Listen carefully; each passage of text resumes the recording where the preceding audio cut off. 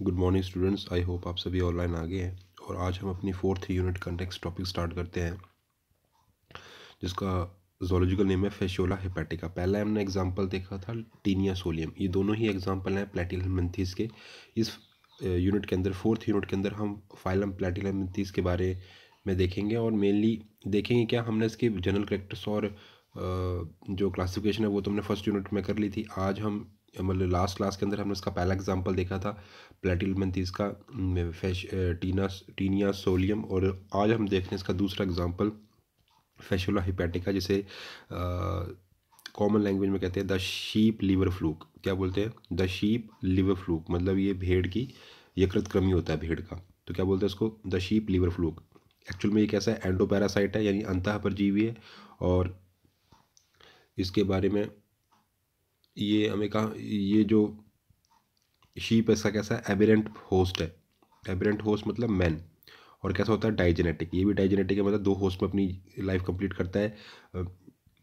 एक तो करेगा शीप के अंदर, दूसरा करेगा मैन के अंदर। तो जो एबेरेंट होस्ट है, एबेरेंट मतलब जो उसका मेन होस्ट है, प्राथमिक जो होस्ट है वो कौन है? मैन।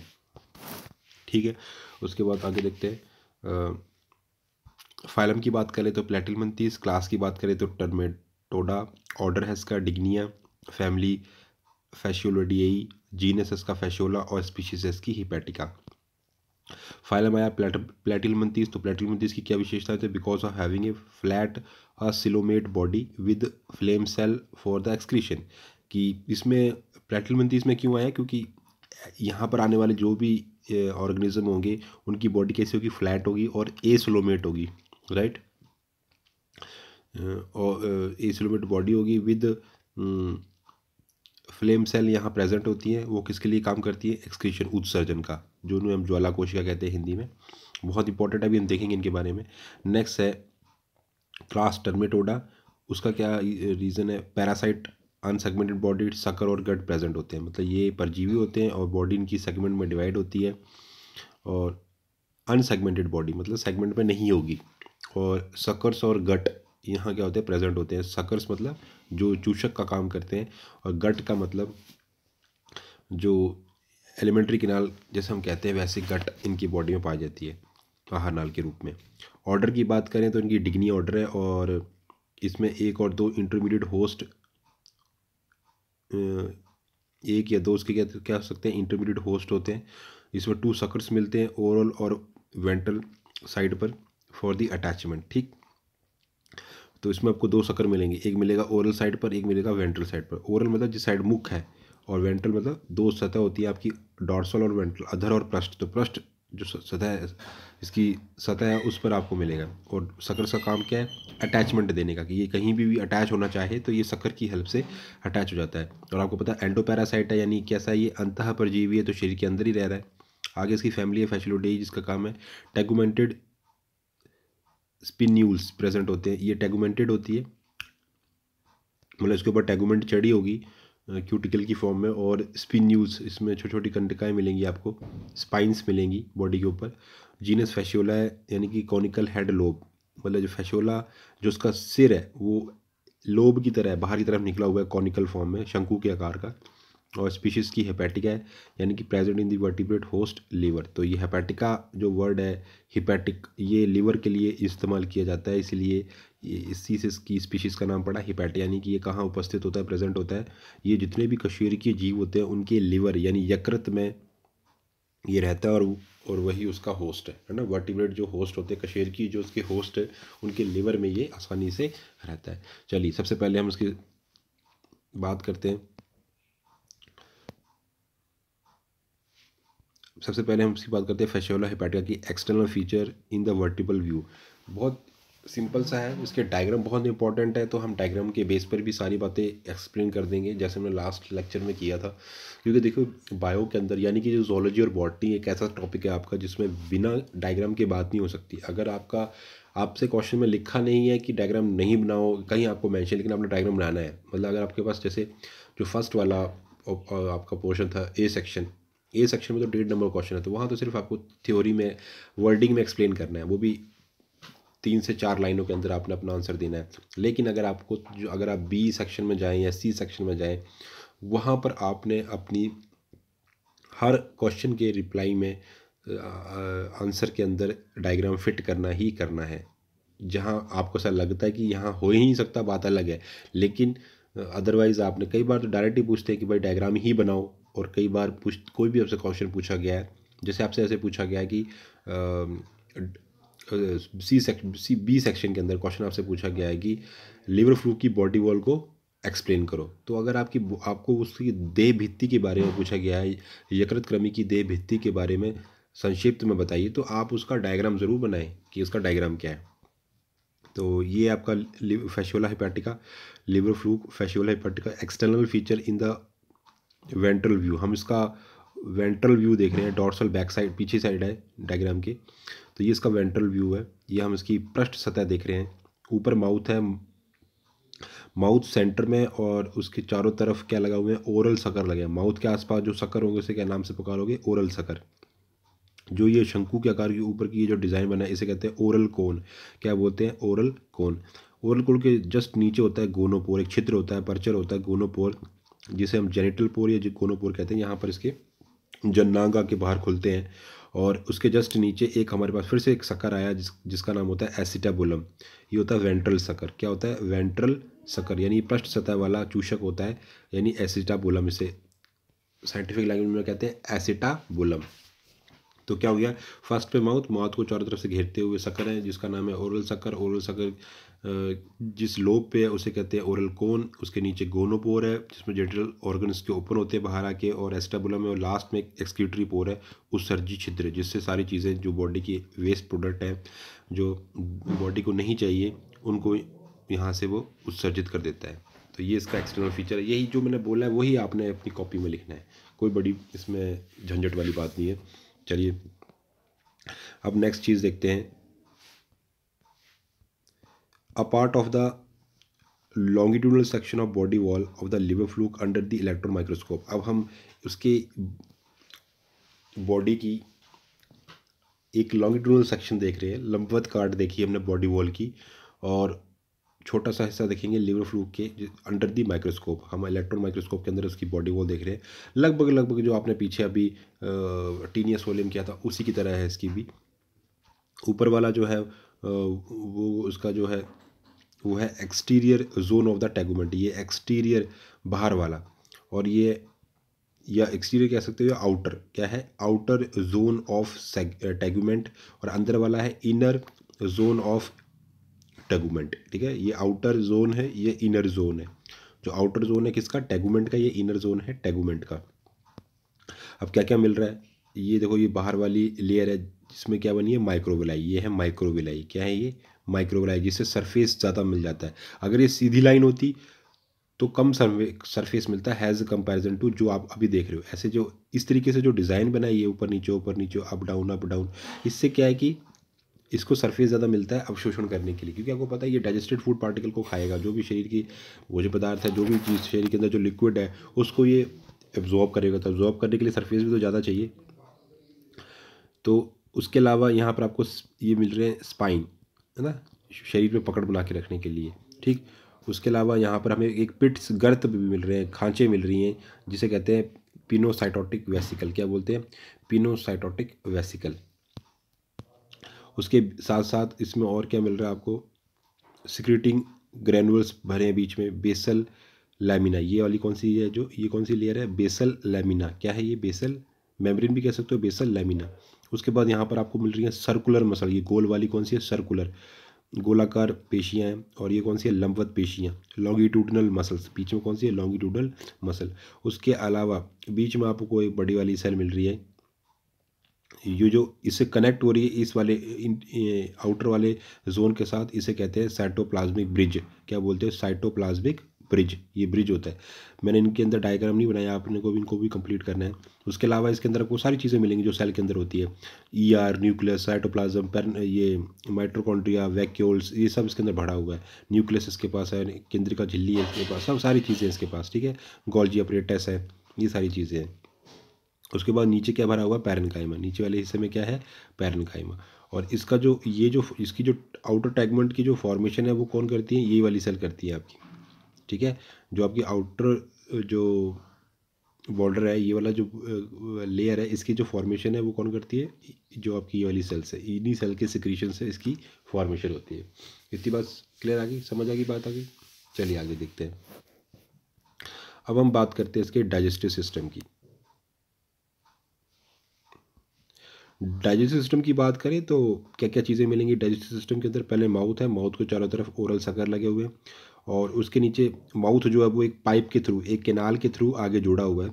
तो यहाँ पर जो मतलब ये वाला जो हिस्सा है वो उसका फेरिंग्स वाला हिस्सा है। फेरिंग्स जो हमारे गर्दन वाला हिस्सा होता है, तो इसकी फेरिंग्स है। फेरिंग्स के ऊपर जो पाइप है, पाइप के पास एक मस्कुलर पेशी लगी हुई है जिसे कहते हैं मस्कुलर फेरिंग्स, जो काम करती है सोखने का। जैसे वो चूसेगी तो वो पेशियाँ काम करेंगी वहाँ पर, ठीक है। उसके नीचे है ईजोफेगस। अगर मैं इसको बड़ा करके दिखाऊँ आपको, तो मैं आपको बना के दिखा देता हूँ।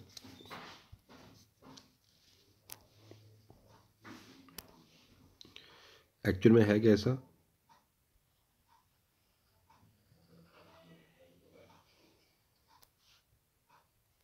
ये माउथ है, ये माउथ के चारों तरफ सकर लगे हैं जिस तरीके से, और माउथ से एक पाइप चल रही है, और इस पाइप के चारों तरफ एक मस्कुलर मतलब पेशी लगी है इस तरीके से। और आगे जाके ये पाइप जो है ये ऐसे ब्रांच में, दो ब्रांच में कट गई है। तो आप देख रहे हो,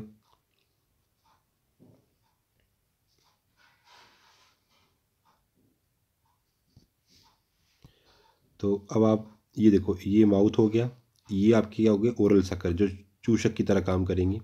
उसके बाद इस माउथ एक पाइप से जुड़ा हुआ है इस हमारे डाइजेस्टिव सिस्टम से। हमारी ये इंटेस्टाइन है, इसकी आंत है, तो आंत के साथ जुड़ा हुआ है। ये वाला जो यहाँ से लेके यहाँ तक का जो हिस्सा है ये मस्कुलर फेरिंग्स में काउंट होता है। पेशी जो हमारे पास फेरिंग्स है, उसके पास ये जो पॉइंट है ये कहलाता है ईजोफेगस। ये है तो पूरी ईजोफेगस, ये फूड पाइप ईजोफेगस, ठीक। तो भोजन नलिका है ये। आगे जाके ये जुड़ती है आपकी किसके साथ, जो आपकी इंटेस्टाइन है।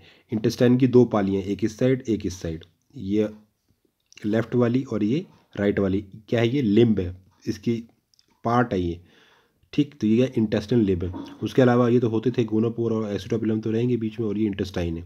और उसके बाद क्या जो उसकी ये जो ब्रांचेस बन रही हैं उसको हम बोलते हैं डाइवर्टिकुला या सीका। क्या बोलते हैं, डाइवर्टिकुला और सीका।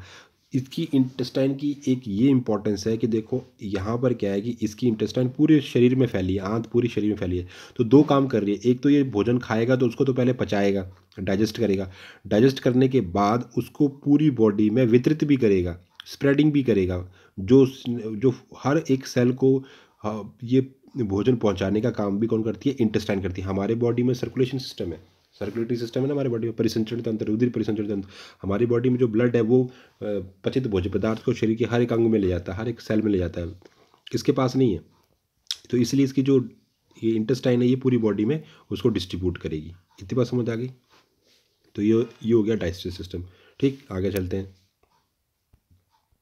आगे बात करते हैं हम अब इसके हम एक्सक्रीटरी सिस्टम की। कहते हैं जो एक्सक्रीटरी सिस्टम है वो कैसा है, कहते हैं एक्सक्रीटरी सिस्टम, या इसे कहते हैं प्रोटोनेफ्रिडियल सिस्टम। क्या कहते हैं, एक्सक्रीटरी उत्सर्जी तंत्र या प्रोटोनेफ्रिडियल सिस्टम। प्रोटोनेफ्रिडियल सिस्टम क्यों कह रहे हैं, क्योंकि इसके अंदर जो प्रोटोनेफ्रिडी है वो काम कर रहे हैं किडनी का। जैसे हमारे अंदर किडनी होती है और किडनी के अंदर होते हैं नेफ्रॉन्स, तो वो काम कर रहे होते हैं, वैसे इसके अंदर कौन काम कर रहा है, प्रोटोनेफ्रिडियल सेल्स होती है। तो आप ऐसे में से कहते हैं प्रोटोनेफ्रिडियल सिस्टम। क्या बोलते हैं, प्रोटोनेफ्रिडियल सिस्टम। तो एक्सक्रीटरी तंत्र कैसे काम करता है इसका, इसमें आप देख लो पहले। तो ये तो आपका माउथ है, शक्कर है, इसका कोई लेना देना नहीं है। ये वेंट्रल शक्कर है, इसका भी कोई लेना देना नहीं है। सिर्फ हम ये देख रहे हैं कि हमारे पास एक मेन यहाँ पे डक्ट है। इस मेन डक्ट का नाम होता है लॉन्गिट्यूडनल एक्सक्रीटरी कैनाल। ये लंबवत सबसे लंबी, मोटी और मेन हमारी सबसे लंबी क्या है, कैनाल है। या इसको आप ब्लैडर की संज्ञा भी दे सकते हो। क्या बोल सकते हो, ब्लैडर। जैसे हमारे अंदर होता है जो मूत्राशय होता है, वैसे इसको कह सकते हो। ये इसके लिए है मतलब। और ये क्या, सबसे लंबी डक्ट है, कैनाल है, और सबसे चौड़ी है। इसके अंदर सब सारी बाकी जो छोटी वाली ब्रांचेज हैं वो मिलेंगी। तो अब आप देख रहे हो ये छोटी छोटी जो बिंदियाँ दिख रही हो ना, एक्चुअल में है क्या, मैं बना के दिखाता हूँ। जैसे ये बीच वाली है पाइप जो मेन है, और उसके साथ बाकी छोटी वाली ऐसे मिल रही हैं, ठीक है ना। इस तरीके से जैसे जैसे जड़ें होती हैं, किसी भी प्लांट की रूट्स होती है, और उनकी जो पॉइंट है, टिप है ना, टिप के ऊपर ऐसे से आपको दिख रहा है, दिख रहा है ना ऐसे। तो ये जो है मेन, ये जो आपको जो बॉल शेप दिख रही है, वो क्या है, फ्लेम सेल। ये जो टिप दिख रही है ना, टिप के ऊपर ये जो आपको घुंटियाँ से दिखाई दे रही है, ये क्या होती है, फ्लेम सेल्स होती हैं। और इनका काम क्या है फ्लेम सेल्स का, ये पूरी बॉडी, इसमें हज़ारों करोड़ों होती है फ्लेम सेल्स। इनका काम क्या है कि पूरी बॉडी से जो भी वेस्ट प्रोडक्ट है उसको एब्जॉर्ब करना, और आगे फिर नलिकाओं के माध्यम से मेन नलिका में भेज के बॉडी से बाहर निकाल देना। तो फ्लेम सेल आगे जुड़ती है एक्सक्रीटरी कैपिलरी से। एक्सक्रीटरी कैपिलरी आगे जाके, अब देखो ये मेन एक इधर को गई है, एक इधर को गई है मेन, है ना। उसके बाद एक ये इधर जा रही है, एक इधर। तो जो ऊपर को जो जा रही है इसे कहते हैं left interior ventral excretory canal, ऐसे इधर होगी जिसका नाम होगा right anterior ventral excretory canal. एक ये जा रही है मेन, इसका नाम है left anterior dorsal excretory canal, और इधर जा रही होगी उसको कहेंगे right anterior dorsal excretory canal. समझ आ रही बात। तो कहने का मतलब, लेफ्ट मतलब बायां, एंटीरियर मतलब अग्र सिरे की तरफ कौन जा रही है, वेंट्रल एक्सक्रीटरी कैनाल कौन जा रही है, जो पृष्ठ सतह वाली उत्सर्जी कैनाल जा रही है ना, नलिका जा रही है। वैसे ही एक लेफ्ट आपकी एंटीरियर डॉर्सल, मतलब एक चली गई पृष्ठ सतह की तरफ, एक चली गई अधर सतह की तरफ, वो भी कौन से वाली, अग्र सिरे वाली। ये अग्र सिरा है, ये पश्च सिरा है नीचे वाला, है ना। तो इस तरीके से मतलब चार जा रही हैं। एक तो जा रही है जो सीधी कहाँ जा रही है, अग्र सिरे को, एंटीरियर साइड को, है ना। इस तरीके से देखो, अगर आपको कंफ्यूज नहीं होना, जैसे कि ये आपकी मेन चल रही है, एक तो ऐसे चली गई और एक ऐसे जा रही है। तो इन दोनों का नाम क्या है, right left anterior ventral excretory canal. और इन नीचे वाले दो का नाम क्या है, right left exterior anterior, right left anterior dorsal. ये मतलब ये दोनों कौन सी, कहाँ किस तरफ जा रही है, वेंट्रल की तरफ। ये जो दोनों हैं ये वेंट्रल साइड पर जाएंगी, और ये जो दोनों है ये कहाँ जाएंगी, डॉर्सल की साइड। इतनी बात समझ आ गई, ठीक है। लेकिन उनका हिस्सा कौन सी साइड होगी, इंटीरियर साइड पर। और है क्या, ये एक्सक्रीटरी कैनाल। उसके बाद बाकी क्या है, एक्सक्रीटरी टिब्यूल्स हैं जो फ्लेम सेल से आगे कलेक्ट करनी है, वो है एक्सक्रीटरी टिब्यूल्स, ठीक है। ये नीचे वाली क्या है, पोस्ट एक्सक्रीटरी टिब्यूल, और बीच वाली कौन सी है, लॉन्गिट्यूडनल एक्सक्रीटरी कैनाल। इतनी बात समझ आ गई। और लास्ट में क्या है, एक्सक्रीटरी पोर्ट। तो ये हमारा टोटल हमारा क्या है, इसका एक्सक्रीटरी सिस्टम है, यानी कि प्रोटोनेफ्रिडल सिस्टम है। अब हम थोड़ा बात कर लेते हैं फ्लेम सेल का, जो बहुत इंपॉर्टेंट है। फ्लेम सेल का हमेशा कई बार डायग्राम पूछा जाता है। जैसे हमने इससे पहले क्वेनोसाइट सेल्स पढ़ी थी, है ना, जो हमें पॉरीफेरा पॉरीफेरा के अंदर, स्काइफा साइकोन के अंदर हमें मिली थी, तो वो बड़ी इंपॉर्टेंट होती हैं। वैसे ही ये भी बहुत ज़्यादा इंपॉर्टेंट है। उसके अलावा जैसे पॉलीमॉर्फिज्म, कोरल रीफ, ये इंपॉर्टेंट टॉपिक है जिनमें से क्वेश्चन हमेशा आता है। जैसे फ्लेम सेल है, इसका डायग्राम ही आता है। अब ये जो घुंडी से देख रहे हो, ये है यहाँ, ये जो ये बनी हुई ना पॉइंट पर फ्लेम सेल, ये है पूरी फ्लेम सेल। फ्लेम सेल को फ्लेम सेल क्यों कहते हैं, इसको देख लेते हैं। ज्वालाकोश का क्यों बोलते हैं, तो ये ऐसे प्रवर्ध निकले हुए हैं। ये सब जगह है, ये मैंने बनाए नहीं है, सिर्फ थोड़े बनाए हैं, आपने पूरे बनाने हैं। इस लाइन के ऊपर ऊपर ये दिख रहे हैं ना, जैसे ये हाथ की तरह, सॉरी, ये जो हाथ की तरह जो प्रवर्ध निकले हुए ना, आउट ग्रोथ जो निकली हुई है, ऐसे निकले, ये ऐसे निकले हुए हैं यहाँ पर पूरे। जैसे इस तरीके से मैं बना के दिखा देता हूँ, आपने इसे कंप्लीट करना है। ये ऐसा है,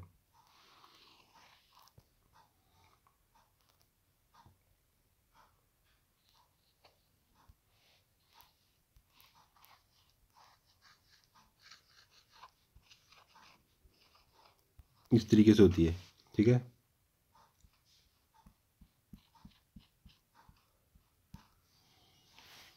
अभी ये जो सेंटर में बनाई है ना, ये यहाँ पे बीच में यहाँ पे घुंटियाँ हैं, मतलब बॉल लाइक शेप है, वहाँ से फ्लैजिला अंदर की तरफ लटक रहे हैं, मतलब यहाँ से जुड़े हुए हैं और यहाँ स्वतंत्र रूप से बीच में लटक रहे हैं।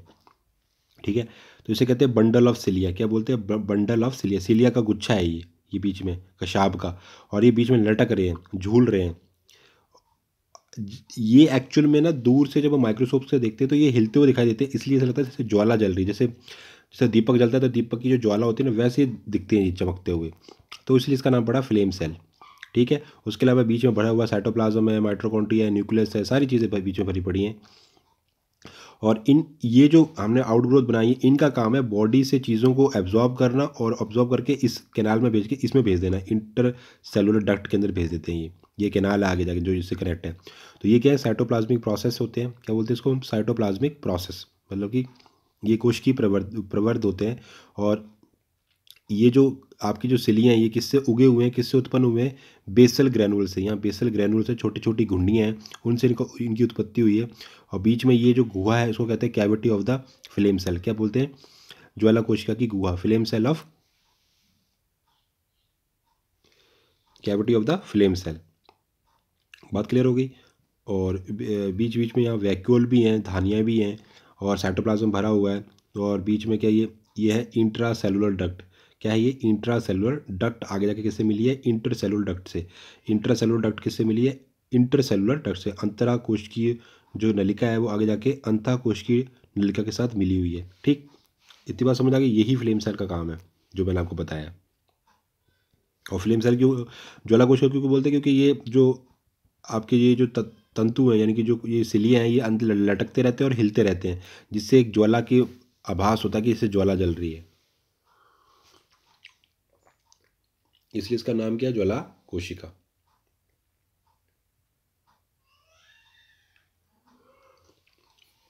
आगे देखते हैं।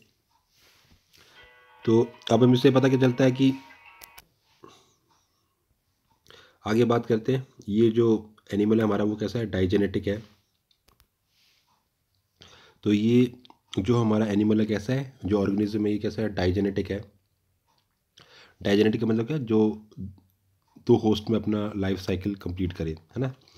तो प्राइमरी होस्ट इसका कौन सा है? शीप और गॉट, और उसके लिवर या बाइल डक्ट में रहता है। सेकेंडरी होस्ट या इंटरमीडिएट होस्ट कौन है इसका? Fresh water snail. आगे है लैमिनिया, प्लानोब्रिस और बुलिनिस। दो हमने जो इसका स्टार्टिंग में हमने जैसे बात की थी कि जो ह्यूमन है वो इसका एबेरेंट होस्ट होता है। एबेरेंट का मतलब होता था कि ह्यूमन इसका जनरली होस्ट होता नहीं है, लेकिन कई बार इसके चपेट में आ जाता है, राइट। तो मतलब आपको अधिकतर नहीं मिलेगा, लेकिन कभी कभी हो भी सकता है, तो वो एबेरेंट है, एबेरेंट होस्ट है। वैसे इसका प्राइमरी प्राथमिक होस्ट कौन है? शीप या गॉट होता है, लिवर एंड बाइल डक्ट। ठीक है, तो जो प्राइमरी होस्ट है वो कौन है इसका? शीप और गॉड। जैसे हमने यहाँ लिखा था, हमने बात की थी, ये देखो यहाँ लिखा था कि एंडोपैरासाइट या अंतःपरजीवी होता है, और एबेरेंट होस्ट मैन, जो मनुष्य है वो उसका एबेरेंट होस्ट होगा। यानी कि यदा कदा कभी हो सकता है कि मनुष्य भी इससे संक्रमित हो जाए, अदरवाइज मैन में ये कम मिलता है। ठीक, लिवर फ्लू। और वैसे इसका जो प्राइमरी प्राथमिक होस्ट है वो कौन है? शीप हो सकती है, भेड़ या बकरी हो सकती है, और उसके लिवर में और बाइल डक्ट के अंदर, जो उसकी बाइल डक्ट है और जो लिवर यकृत, उसके अंदर ये रहता है। और उसका सेकेंडरी या इंटरमीडिएट होस्ट कौन होता है? फ्रेश वाटर स्नेल, साफ पानी में पाई जाने वाली स्नेल, जिसका साइंटिफिक नेम है लेमेनिया प्लानोब्रिस और ब्यूलिनस, इसके अंदर ये रहते हैं। ठीक, इंटरमीडिएट होस्ट। बाकी मैक्सिमम टाइम ये किसके अंदर रहता है? अपने प्राइमरी होस्ट के अंदर रहता है। इतनी बात क्लियर होगी। चलिए आगे चलते हैं। अब बात करते हैं nervous system of the liver fluke.